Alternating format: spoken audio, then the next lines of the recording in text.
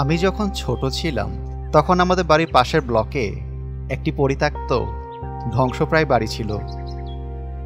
এলাকার সবাই ওটা এড়িয়ে চলতো, কারণ সকলের ধারণা ছিল ও বাড়ি নাকি ভুতুড়ে। পুরনো দোতলা বাড়ি, দেওয়ালে ফাটল ধরে গেছে, জানলাগুলা ভাঙা।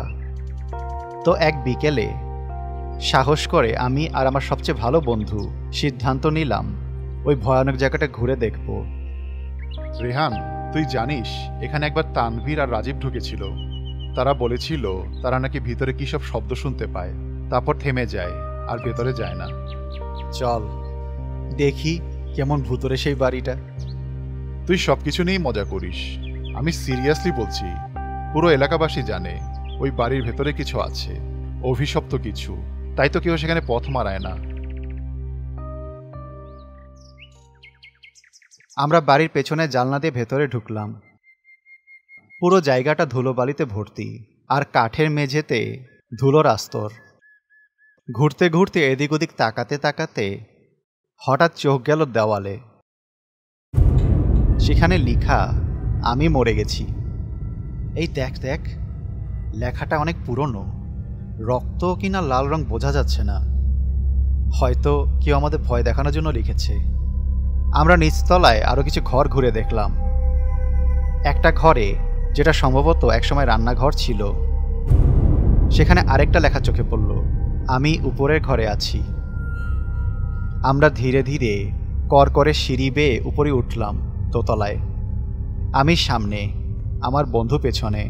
আমার বেশ মজাই লাগছিল, একদমই ভয় পাচ্ছিলাম না। কিন্তু আমার বন্ধুর অবস্থা খুবই খারাপ, সে যেন থরথর করে কাঁপছে।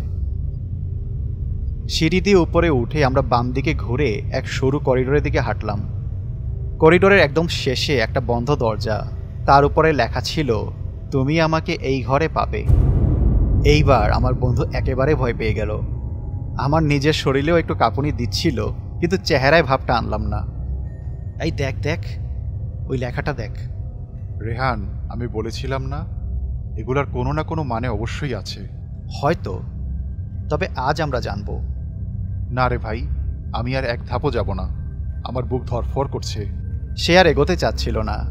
তুই চাইলে ফিরে যা, আমি একটু দেখে আসি। না না, একা যাস না ভাই, কিছু যদি একটা হয়ে যায় তোর। আমি দরজার হাতল ঘুরিয়ে খুললাম। দরজাটা কর্কশ শব্দে খুলে গেল। আমরা ঘরে ঢুকলাম, কিন্তু ঘরটা ফাঁকা।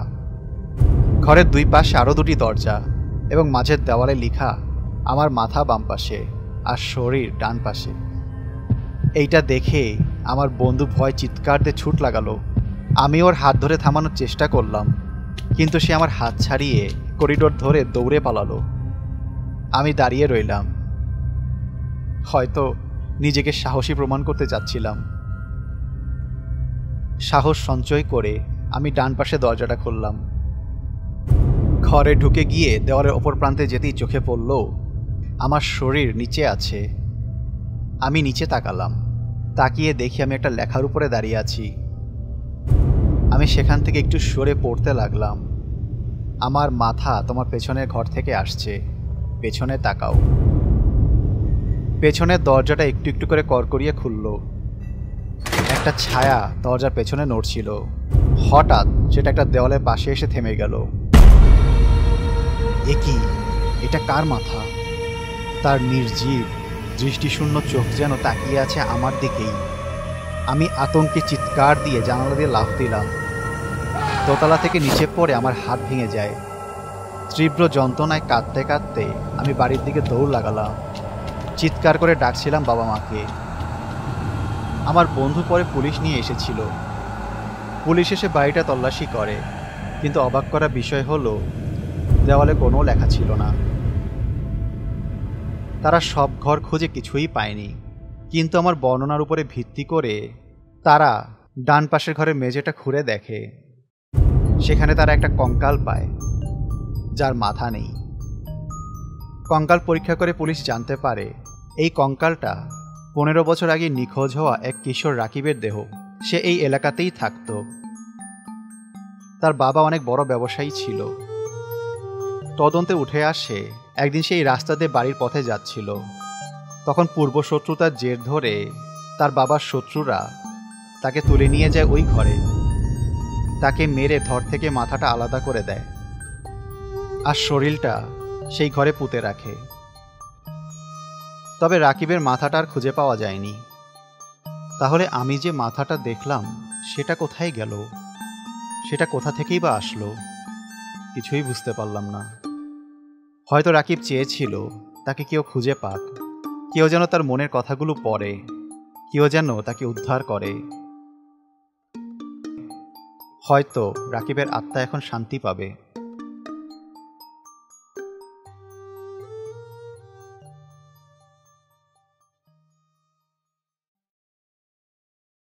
Animated stories, best channel you ever seen.